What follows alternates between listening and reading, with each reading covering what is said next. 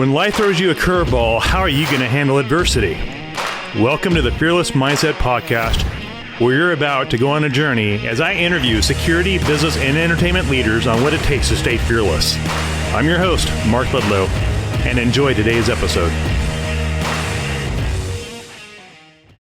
Recycle. Ron, what is your advice to maybe a small security company as they just opened shop and they're going to 2023 and going, okay, how am I going to make this work? How am I going to get some business? What's your advice to them? Well, right in back of you, see, Ludlow's done a good job, because if you're listening and watching the podcast, what you have on that wall there are essentially sectors within a market sector.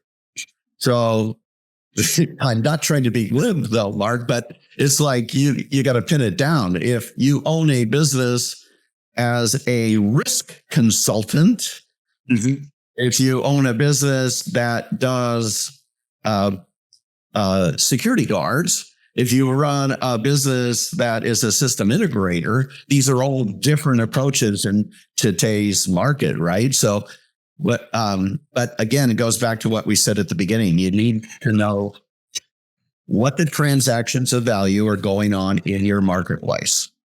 So if I took a risk consultant and he says, what do I do for the future? I go, how well do you know your market? So if I take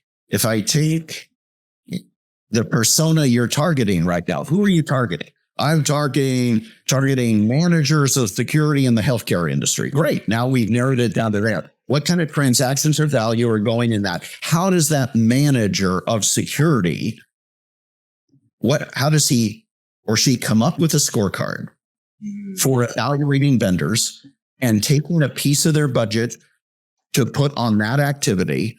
How well do you know that process and that line of thinking before you can make judgment calls on the construction of your business? Does that make sense? So I call that the mind of the market. And you really need, there was a guy I was coaching who was starting up such a business. And he was trying to come up with a name for his business. And yet he doesn't have a persona yet or an understanding of the market sector he's going to live in. But he's doing branding already, thinking if I can launch an LLC and a brand, right? And by the way, fantastic guy. One of the best guys I know I'm not going to name the sector because it could pinpoint him, but a remarkable guy. But I urged him to really study his persona and how they make decisions regarding regarding vendors and their budget before he makes any decision. I call that mind of the market. And then I have a mind of the investor sequence that I do that says, what could disrupt what you do? Notice what when I threw you the thought experiment and said, what if we got rid of security? What would that look like? What if we got rid of taxis? What would that look like? What if we got rid of bookstores? So we ran that little experiment. Same thing here. What do you want to be? Just another risk consultant? Then how do I rank you as a vendor if everyone does what you do? How do you stand out? How do you stand out? Or is there a different way of approaching the market that no one's thought of before? True. Or few people thought of before. So I'd really get into it with that business owner. That's how I'd approach it, if that makes sense. Makes perfect sense. So I know everybody's trying to think, okay, how am I going to make money this year? What's it going to look like? A lot of the notes. We don't have a crystal ball. We just got to go off of, or hearing off of CNBC, which could be boom and boom, or, it depends on what industry you're in. It's to either thrive or not even do too well. Every economy have their up and down. Every industry, it's right, and another industry may go down. It just depends on, like you said, Ron, what is your service product? Yeah. So one of the questions of your prospect and clients is, you're sitting in a room and you're all trying to determine what to spend money on. What's taking the most priority right now? That would be a great question of your buyers. What's taking priority right now? Not just you, but the people around you. What is taking priority? Well, and don't let them get away with, well, we don't know yet. We're just doing layoffs. We're just cutting costs. No, somebody knows where this boat is going, and they're still investing in things that matter. What are they investing in? Very true. Right? I mean, if they're asking you to take 10% across the board, which is a strategy, we never got to that strategy, but if you're sitting in the executive team and the CEO owner goes, we all have to take a cut.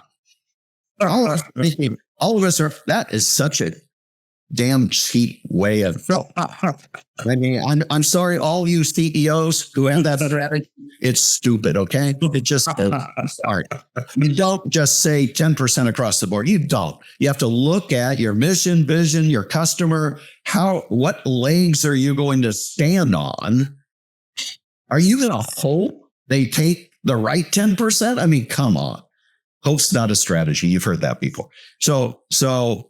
But you need to understand how they're going through that process and what they're continuing to invest in. And if they're not going to continue to invest in what you do for the next 6 months or a year, and you can't find yourself in a position to be the guy who helps them invest in you because they are investing in that, right? You don't want guy. Then a little secret, go find the customers who want what you need. Boom. The one you just talked to doesn't need you. And there's an old saying, in my consulting role, I've advised different parts of the organization, from finance officers to HR, to marketing, to sales, to, right? So, but when I had a friend who started a sales business. He was going to teach people how to sell. And one of the best aphorisms he ever came up with, and it's a good lesson for life too, Mark, is yeses are good. No's are good, but maybes will kill you. And what he was trying to say to salespeople is, get to a no or a yes as quickly as possible. You don't want to stay in maiden land. And a lot of us are too scared. We're scared that, oh my God, if I pitch Mark Ledlow that, he should spend $20,000 with me to do a risk assessment. If I pitch it and ask him to make a decision, and I just want him to sit on it. It's okay to let him sit on it. Oh yeah, that's called maybe. Yeses are good. No's are good. Maybes will kill you. Because the velocity of business will not stand by and let you stay in business if you have too many maybes. Wow. That was a masterclass in Business 101. Not really. Just shared learnings. I hope it's relevant to somebody in your audience. And Mark, I hope it actually improved your brand instead of diluted it. I think our market share went by 10 times today. But you know what I'm really hearing from a lot of potential clients is, we're going over first quarter budgets right now. We don't even have a budget. It's first quarter. We're trying to figure out how much we have in the bank to spend for the rest of the year. We're like, okay, when will we have an answer? Let's reconvene in February. We'll have a better idea. We got to get our meetings done. And everybody's can't get out of jet and make it to the location in time for the meeting because everybody's shut down. So it gets left to Zoom after all. But it just seems like the Zoom three levels of why. Always remember, you can ask a question and get an answer. Then you ask a question about that answer. And then you ask a question about that answer. So the reason you're doing that is the first answer isn't always directional. It isn't going to give you enough to make a business decision, Mark. So what you're trying to do in that case is, again, I'll go back to, they are spending money on something. What are they spending it on? And see if that aligns with anything you do that you could achieve value with them. Otherwise, it's, Mark, can I follow up with you In 30 days, will you have more clarity in 30 days? Yes. But make sure you ask 3 levels of why of what they're investing in today, what's already in the budget, not to be cut, so that you can at least see if that you can help in those areas. Great advice for those listening. Totally good advice. I know a lot of security companies, or not just security companies, but a lot of companies in all industries are going through this first quarter. Everybody's, trying to figure out what they're going to do for the rest of the year. Not just security, but that's right. Tech companies, Salesforce just laid off, Amazon just laid off. So everybody's going through the same stuff right now. And again, if you're one of those layoffs, this isn't about your identity as a person. This is about a recalibration of what you do and care about and where it can be received in a valuable way, right? So take it as a gift that you've been given to recalibrate a place where you can see your personal value integrated into your professional value. Take that as an opportunity. It can be a blessing. Reinvent yourself. I mean, how many people are sitting all for a year? All of them getting the loans, COVID stuff, unemployment. And many people changed careers, left their jobs, and started. I started 2 new businesses during the COVID-19. And I'm sure a lot of people did too. A lot of people got hurt too, as well as they weren't prepared. Yeah. So can you reinvent yourself? Yeah. Again, but if you listen to this whole podcast, make sure if you are gainfully employed, you're doing the discipline of saving for your Rockefeller moment. That is great advice.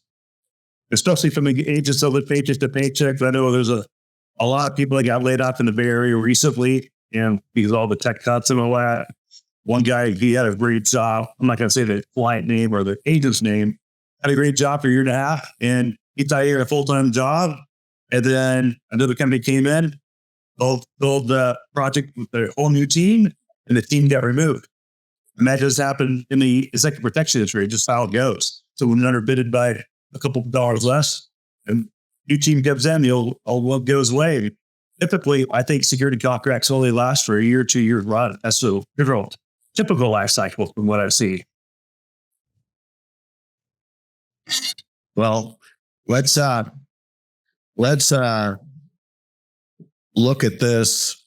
It doesn't mean we won't talk again or even do another podcast again, but let's make a promise to each other 5 years from now to see if my original question to you is, how do we get rid of security as we know it today? Let's see what that looks like in 5 years. Wow, a different industry completely, I'm sure.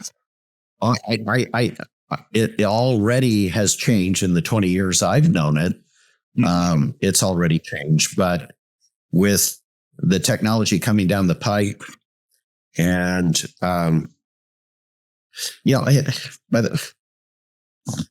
a very, very noted and respected former CSO told me a long time ago that you can't protect the company. You can do you have to take measures as if you can, but you're going to get hit. Mm-hmm. And so the real key is how you respond after that hit. Mm-hmm. And it really struck me. This is early on in my experience with the security industry. Here's a CSO, a innovative thinker, by the way, who says we can't protect the company. We really can't. That's fool's gold. So I was thinking of that now years later with the advent of some of these technologies coming in, and it really is. You mentioned Ontic. Well, let's use a different term. Ontic is a company that has developed a platform that's very specific right now, but has the ability to grow in many different dimensions, right? But in my opinion, sorry, OnTick team, if I get this wrong, but in my opinion, they're one of the new companies in the security space who gets that data is the new gold, right? Data is the new gold. The way you collect that data, the way you organize it, maintain it, communicate it, and take action on it, data is the new gold. So if I'm a CSO and I'm looking to invest in security these days, I will lean toward a majority of my investment toward building my security organization to be a data-driven organization, And I will leverage as much as possible automation to make that happen. I will look at ways, and I'm doing this as a thought experiment, to get rid of everyone that I need in security today based on the old model and reinvent it with new skill sets and new people who can leverage technology and automation in the future.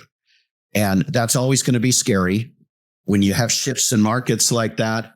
You know, you can go way back in history where leaders will rise up and go, we got to stop. We got to stop this. It's going to put people out of work. Yes, it is. A little secret for all of you who are learning skill sets today, you will be disrupted at some point. So your main skill set is not what you learn in college or in an associate's degree or at ASIS. That's not your main skill set. Your main skill set is adaptation and agility. You've got to learn to reinvent as the changes in the world come. And so we're at the cusp of that. It's the data-driven organization, probably less and less people and more automation. And that's going to be the new world we live in. And I think many agents that are out there, going to EP courses, shooting, moving, grooving, whatever, having some fun, playing Rambo for the weekend. Nothing wrong with that. I like to do that, Jim and Marie. But here's some advice you're getting. If you're listening to this podcast, you may want to think about maybe trying to get into Intel roles or studying, take courses if you can. I would seriously readjust, expand your skill set, make yourself more marketable, not only be an ET agent, but hey, maybe the Intel analyst side may be a good move. I know Kristen Linderson over at Press 24, she's in that space, former FBI agent. She knows that history. She's really good at it. She's way up there in the food chain, but there's something to be said. Those folks are never out of work. It seems like I see more posts about those roles in data mining, which the Intel analyst does. What's that? And I think that's the future of protection services support is, the CFOs and all those guys, they need those numbers and data to find out how to make a decision. That's great. And so if you're an agent, you're listening to this, you're breaking into the industry, you want to be Jason Bourne, well, I think you might want to expand your skill set into more things than just being, a bodyguard that has a gun. So you keep yourself hireable in the corporate world. Well, when one of the Google engineers is quoted, one of those off-the-cuff comments that is an indication of where we're going, that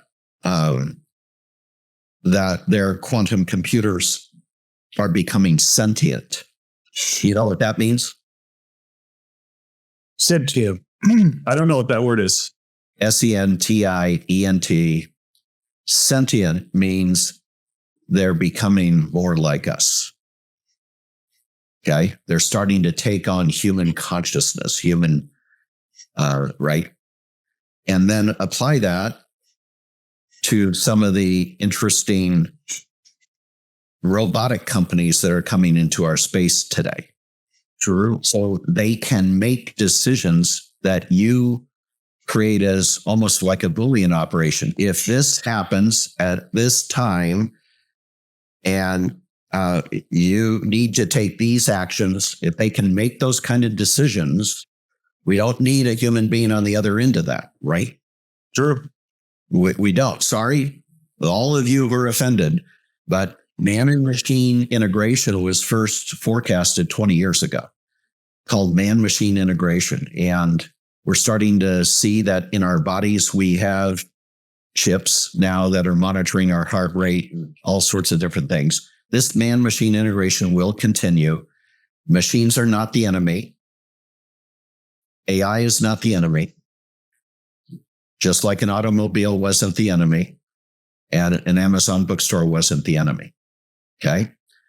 So what we really have to do is actively, again, think through the disruptions that are going to occur. I have some good friends in the executive protection space, and we've talked about this data-driven organization and turning their EP companies into data-driven service providers, right? That's where I would go if I was in the EP industry.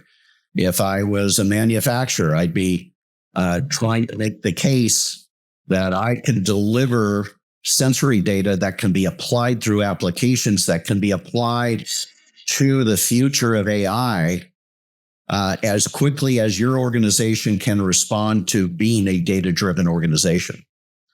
So, it's a new world, and I think that's good sound advice, Mark. Be a data-driven organization. Get on the edge of that wave. Maybe not the bleeding edge, but get on the edge of that wave. Don't let a wave come crashing down on you. Yeah, great advice, Ron. Yeah, that's just a feature of what I've been hearing after many, many guests been on the show, and just people. I get it. It's sexy, being on the red carpet with that principal, being on the private jet, but that's 1% of what we do. 1%, the rest is all the walls sitting on a house. And if you want to be challenged mentally, I would say just learn to market yourself and stretch yourself mentally to be have many skill sets in this industry. And, I know a lot of people looking to get out of the industry, totally doing other things. There's nothing wrong with that either. There's nothing wrong with being happy and good mental health. Nothing wrong with that at all. Nothing. That's why we have it in our Constitution, right?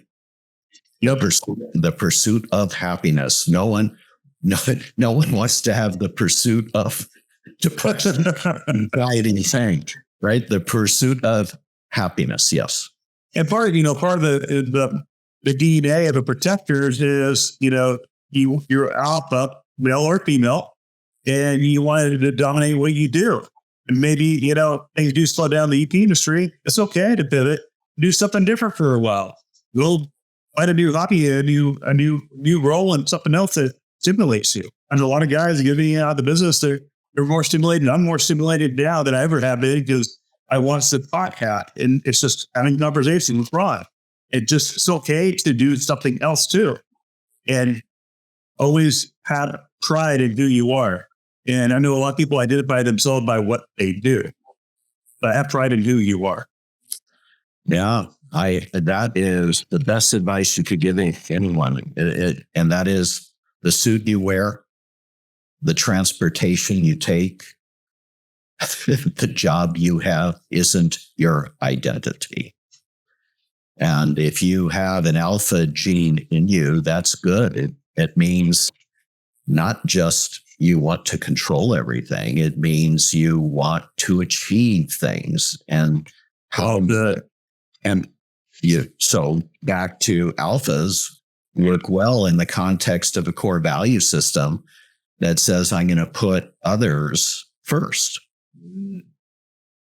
If they are an alpha that doesn't put others first, watch out, because they'll go through you, around you, they'll shoot you to get their way. But if they're an alpha who puts others before them, that's a whole other thing. There's a whole other behavior psychology podcast in itself. Man, this has been great, Ron. I mean, we covered a lot of ground in 1 hour, 20 minutes, folks. This has been a lot of great content. And I know Ron's scratched it out to be on the show. And I know he's got many other consulting duties he does during the week. And here's a tip, folks. Whatever you do on LinkedIn, don't mention the word retired. He's refired. Mark, you're a good man. Appreciate the fact that you're always learning. And that's why one of the reasons you're doing this podcast. And I just wish you the best. And I hope I've added something to the people who listen in. Thanks, Al. Thanks, Ron, for your time. I really admire your mind. It challenges me to think differently too. And I know everybody listening to this podcast is probably taking notes as they were driving. And also, do you guys do me a favor? If you can leave a note on Apple Podcasts for us, give us a 5-star ranking, and we would appreciate that. And we'll be posting this on all the podcast platforms. I think we're doing 30-minute increments, episode drops. So you're going to get about 4 or 5 episodes with Ron and I. And maybe Ron just giving us a lot of wisdom. I'm going to start calling him Professor Ron in college here with our masterclass. I think business. But I think great shot. What's that, Ron? By the way, because we were talking about disruptions, my grandfather was a ham radio operator. Was he? Wow. That's a ham radio. In fact, in World War II, they didn't let him join the military because they wanted ham radio operators in the United States to help defend the homeland. So this was his mic. No kidding. This was his. That looks ancient. Look at that. Look at that, folks. Is that a dinosaur metal or what? And now take a look at Mark's, since all look at mine. Yeah, a little different technology, right? Yep. Plugged into my laptop. And think about it. Before ham radios, what were there? Oh my gosh, what is that? Oh, tap, tap, tap, Morse code. Right? So back to the bookstore, the music store, the taxi, just the function still is there. It's just reinvented in form and function in a different model. We as human beings have to be the same way. Wow. So true. Adapt, overcome. I was a Marine Corps radio operator in the Corps. So that is funny. Little history, folks. Yeah, please, when we post this on LinkedIn, folks, please make a comment on LinkedIn as well. Follow Ron. He's busy doing things in the business world. No follow. You don't hold it up. You don't have to follow me. I don't need followers. If you do follow me, send me something to talk about. There you go. A thought, provocative thought. Anyway, tell the listeners, thanks for supporting the show. Thanks to Ron for his time to share his wealth of knowledge in the business world. And if it wasn't for folks like Ron and many other guests, we wouldn't have a show. So my appreciation and gratitude to everybody that's been a part of the success of the Fearless Mindset podcast. With that, we'll wrap it up and we'll see you on the next episode. Simplify to all you veterans that serve our country and men and women in blue, keeping us safe. Catch you on the next one. Thanks for tuning in.